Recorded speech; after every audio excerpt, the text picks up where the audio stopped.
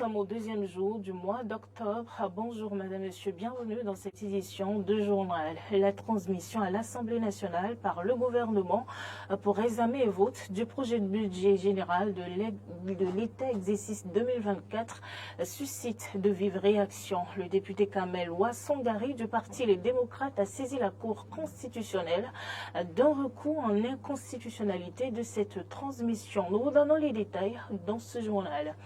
Quelles sont les habitudes alimentaires à imposer aux enfants en cette période de reprise des classes pour une meilleure santé toute l'année scolaire? Les conseils d'un diététicien sont à suivre dans un reportage de Clémence Tonoucoin. Et puis, guerre russo-ukrainienne, les États-Unis d'Amérique annoncent une nouvelle aide de 300 millions de dollars à Kiev.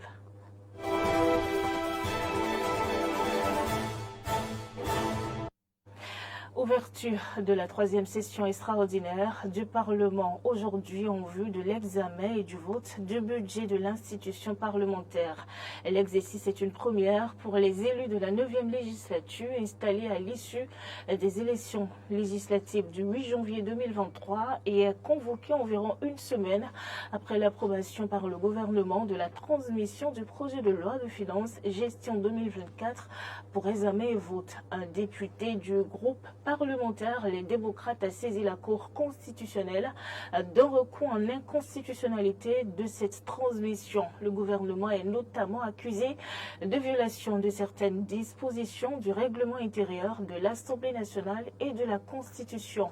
À en croire le député Kamel Ouassongari, le gouvernement ne devrait pas transmettre le projet de loi de finances pour examen et vote alors même que le Parlement n'a pas encore adopté son budget pour la gestion 2024.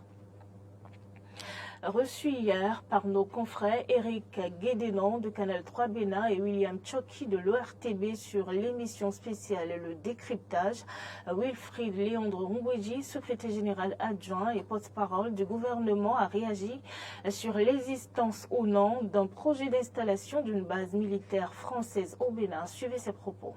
La bonne information, c'est ainsi que nous l'avons dit, qu'il n'y a à ce jour dans notre pays aucun projet de construction d'une base militaire française. Nous n'avons pas d'accord militaire avec la France qui demande qu'une base militaire soit construite ici. Ce n'est pas non plus dans les perspectives du Ce n'est pas dans les perspectives. Du reste, j'ai dit il y a 6 ou 8 mois en arrière, j'ai redit récemment en rappelant ce que j'avais dit, que nous avions des instructeurs français, belges, américains notamment, et certains d'entre eux avaient été déployés à Kandy pour travailler avec les nôtres. Mais depuis un peu plus de 6 mois maintenant, ils ont fini leur mission et ils sont repartis. De sorte qu'à l'arrivée, tout ce que vous avez pu lire ou entendre sur cette supposée construction d'une base militaire française n'est que pure élucubration, invention de gens qui seuls connaissent quels sont leurs dessins, quels sont leurs mobiles.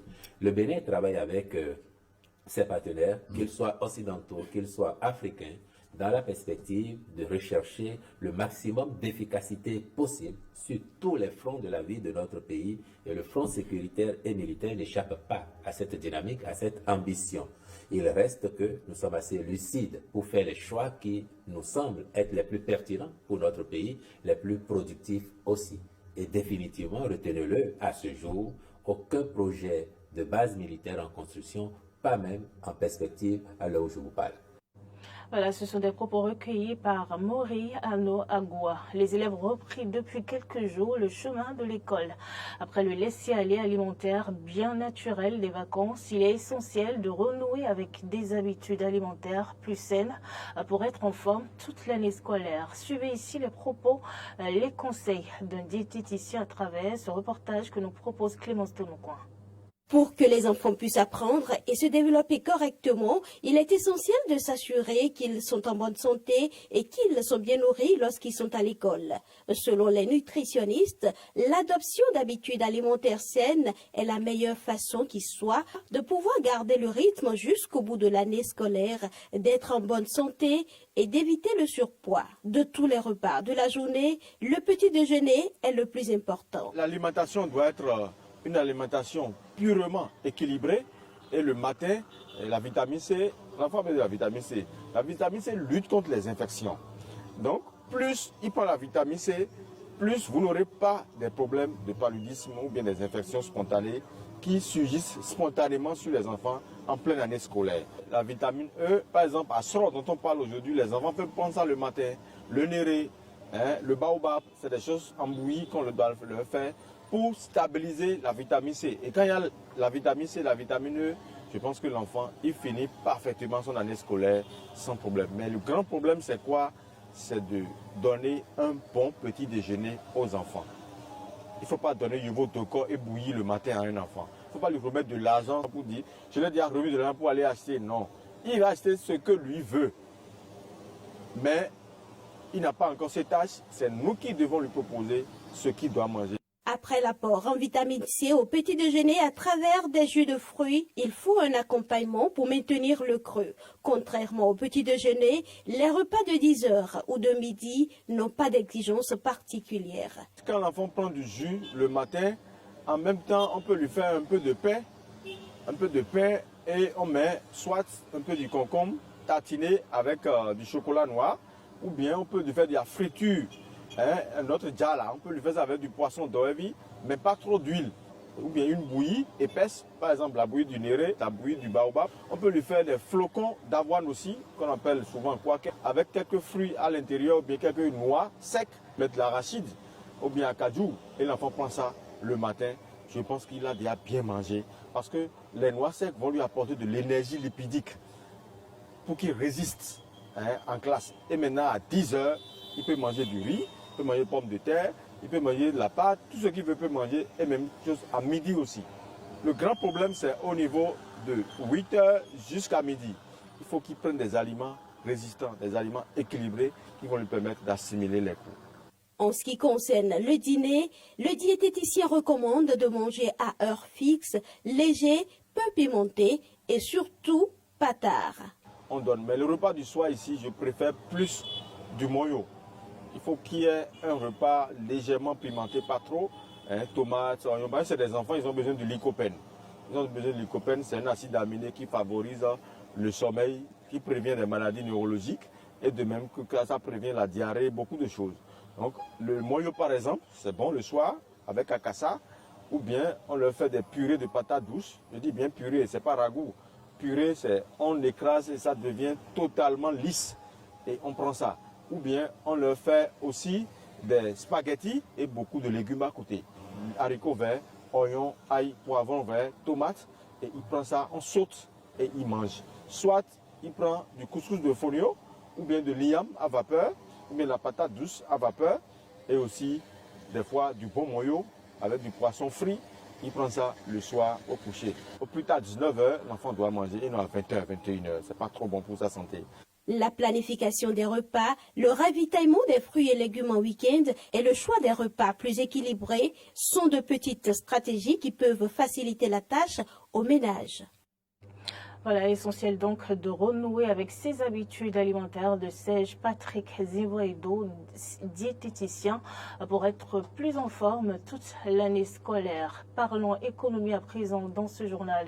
Une rencontre des ministres chargés du commerce et des États du corridor Abidjan-Lagos est prévue à Cotonou le jeudi 5 octobre prochain. Les réflexions seront axées sur les entraves et obstacles aux échanges de produits originaires de la communauté et aux marchandises déclarées en transit.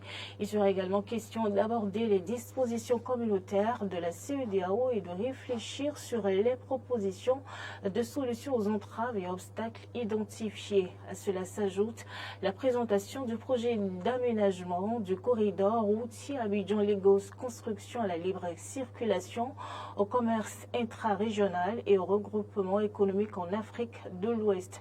Le Bénin, la Côte d'Ivoire, le Ghana, le Nigeria et le Togo sont les pays concernés.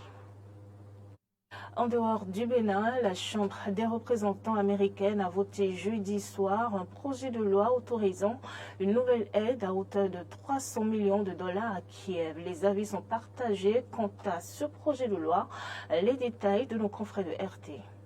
Les États-Unis, qui eux-mêmes semblent éprouver des problèmes internes, y compris un risque de paralysie du pays, ont approuvé un projet de loi sur une aide régulière à Kiev, cette fois pour un montant de 300 millions de dollars. Cette aide avait été précédemment exclue du projet de budget de la défense du pays et allouée à un projet de loi distinct. 311 législateurs ont voté en faveur de l'aide, tandis que 117 ont voté contre. Il s'agit de l'allocation de fonds à Kiev dans le cadre de l'initiative d'assistance à la sécurité. Il est à noter que les législateurs ont mentionné que l'Amérique elle-même avait besoin de cet argent. 55% des Américains estiment que le Congrès ne devrait pas approuver l'octroi de fonds supplémentaires à l'Ukraine. 51% déclarent que les États-Unis ont déjà fait assez pour aider l'Ukraine. Les Américains exigent que les dollars durement gagnés devraient être utilisés pour sécuriser leurs propres frontières sud et mettre fin à la guerre des cartels mexicains contre les États-Unis qui tuent 300 Américains chaque jour. Ce que nous faisons ici est absurde. Cette aide à l'Ukraine est prévue dans le projet de loi sur la défense depuis des années, bien avant l'invasion russe actuelle. Il ne s'agit même pas du financement de l'Ukraine demandé par le président Zelensky, ni du financement demandé par l'administration. Cette question ne doit pas être controversée. Le projet de loi approuvé a été réparti séparément après l'insistance antérieure du président de la Chambre des représentants Kevin McCarthy. Celui-ci espérait que cela garantirait que davantage de républicains soutiendraient cette aide lors du vote sur le projet de budget de la défense du pays. Je pense que nous pourrions le faire par un vote séparé. Elle serait extraite et votée séparément. La Chambre des représentants n'est pas la seule à déclarer que les États-Unis devraient s'occuper de leurs propres frontières plutôt que de celles de l'Ukraine. Par exemple, l'homme d'affaires américain Elon Musk, qui s'est rendu à la frontière mexicaine pour permettre aux Américains, comme il l'a dit, de voir en direct la situation à la frontière, s'est indigné que les autorités américaines ne prêtaient pas une attention suffisante aux problèmes de l'immigration. Pourquoi tant de politiciens américains des deux partis se préoccupent-ils 100 fois plus de la frontière ukrainienne que de la frontière américaine? Les lecteurs ont envoyé beaucoup de commentaires en réponse à ce post et notamment pour souligner le fait que l'Ukraine serait un outil de blanchiment d'argent. Les hommes politiques américains ne peuvent pas blanchir de l'argent aussi facilement par la frontière américaine. Il privilégie le complexe militaro-industriel et ses objectifs géopolitiques au détriment des intérêts du peuple américain. Regardez comment ça absorbe bien votre argent. Il est à rappeler que les États-Unis fournissent une aide financière et militaire importante. Ainsi, à partir de janvier 2022, Washington a alloué environ 70 milliards de dollars d'aide à l'Ukraine, ce qui comprend un soutien humanitaire, financier et militaire, selon l'Institut allemand Kiel de recherche pour l'économie mondiale. Et c'est déjà la fin de ce journal. Merci madame, monsieur de nous avoir suivis. Retrouvez-nous sur l'ensemble de nos plateformes digitales, Facebook, YouTube avec l'identifiant Bénéuden TV. D'ici là, portez-vous bien. Bonne semaine de travail à chacun et à tous.